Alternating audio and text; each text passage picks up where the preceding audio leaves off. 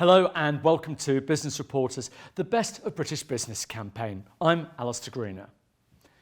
Even before the COVID pandemic, capacity issues in our NHS were subject to rolling news coverage and endless political debates. Now you may ask, why can't the fifth richest country on earth just fix its healthcare system? Today we talk to a doctor and healthcare consultant who claims that even if we had all the money in the world to throw at the problem, there would be no such thing as a quick fix to the UK's healthcare system. But, he says, while we wait for things to change, there are things that any GP practice, hospital or secondary healthcare provider can do to increase their productivity and staff satisfaction today. Richard Moore of Xytal is here to tell us more.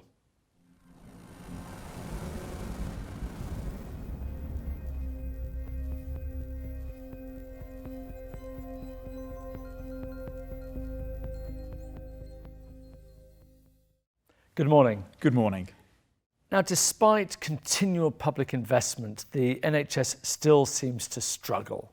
What's the problem here? I think the problem is that the perception of that the health service is struggling is all to do with our experiences of the gap between supply and demand.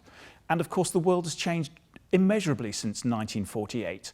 We have an ageing population, we have long-term conditions, so we've got more illness around. And of course, what we can do for that illness now is vastly more than it was. So you add that up, the consumption, the amount of work that we can do, what we can offer, is just enormously more. Where does this mismatch effectively manifest itself on the frontline workers like doctors, nurses and managers? Well, it's very difficult if you're there because the citizens are more forwarding, not backwards anymore in coming to forward and explain, they understand what their needs are. And we're talking about a cadre of teams of, as you say, doctors, nurses and managers who come to work with the idea of helping and meeting people's needs.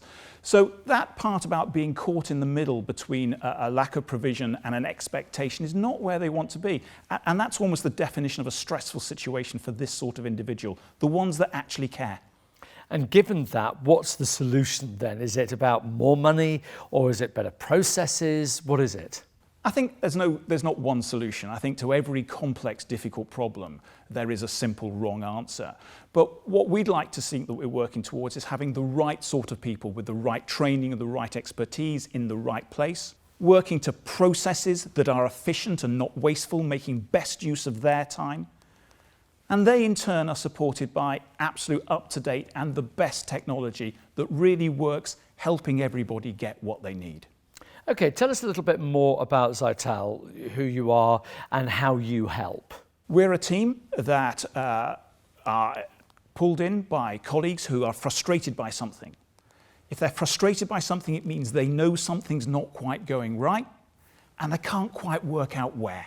So we work usually to a pretty set pattern, which is to work with these groups and sit them down and give them a good listening to, because these are people who really have years and years of experience. And we work with them by questioning to define the problem. What's really the problem here? Not the symptoms, what's really the problem? And that normally brings a few light bulb moments and people go, oh, I get it now. And once we've gone with that, we then work with them and go, okay, so what would a future perfect look like? Let's forget the past and let's sit down and really agree among a team or a wider team what good really looks like. Then, how do we work from here to there? And we work hard to capture that, communicate that, agree that, go round that loops as many times as possible, and then help colleagues get from where they are to where they want to be. And we do that. A lot of what we do is we guard that process. We don't have to rush off and see patients.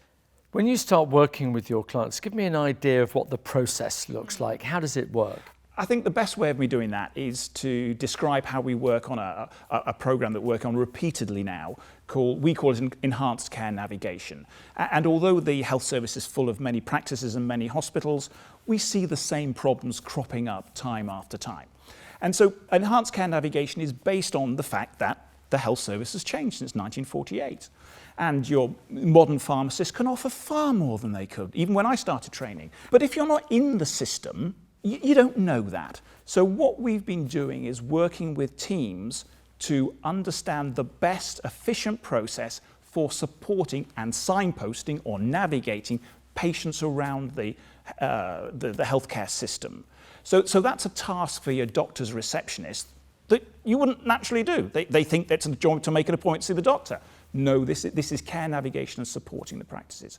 So we understand what's the best process, what's a good outcome look like. We have to talk to our local pharmacists. We're all agreed this is what good looks like together.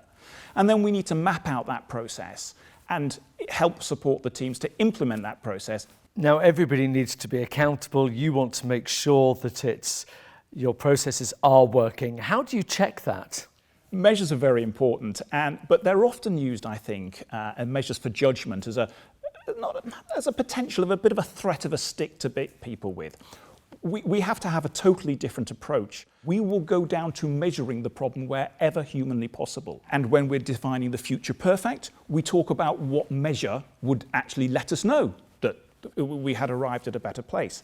As there's an old saying in my business that says, all improvement is a change, but not all change is an improvement. So we have to work with our users all the time going, are we marching in the right direction? So we measure repeatedly. At the end of the process, we've collected some measures and we can say, oh, look, we started here, which was not very good. We've ended up here, which is very good. But healthcare is delivered by people. And so the qualitative aspects, the quotes that we get, the feedback, and just asking the question, how well did that go, is tremendously powerful. You say you measure, but the trouble is we've heard all of this before. So many times people have come in and said, we can do this, we can do that, yet there's never any tangible results. What would you say to that? I've heard that as well. But if I explain further, what we do is when we're doing, for example, a process change, you remember I mentioned that we define what's important. So if we're doing a process change to change time, what's important is time. So we measure time.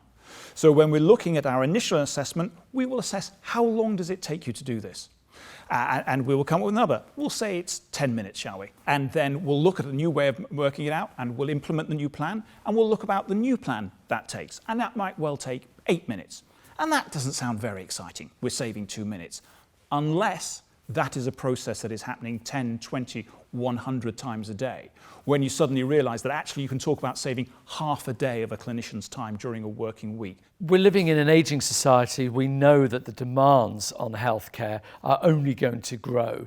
So how optimistic are you feeling about the future of the NHS? I'm feeling very optimistic. It's an organisation or a team or a big team that is absolutely stuffed full of highly motivated people. Sometimes it's difficult, as it is for everybody and everywhere, to make the changes to keep up with modern technology. And I see artificial intelligence coming that will help us.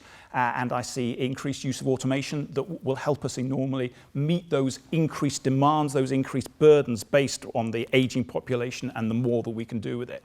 So I'm optimistic that the resources are there, but it's a very different way of working. And we're proud in that the skills we offer in enabling change will help the health service go from where we are now to the future perfect. Well, let's hope that your optimism is well founded as we look towards another 100 years of the NHS. It's been great talking to you. Richard Moore from Xytal, thank you very much indeed. Thank you.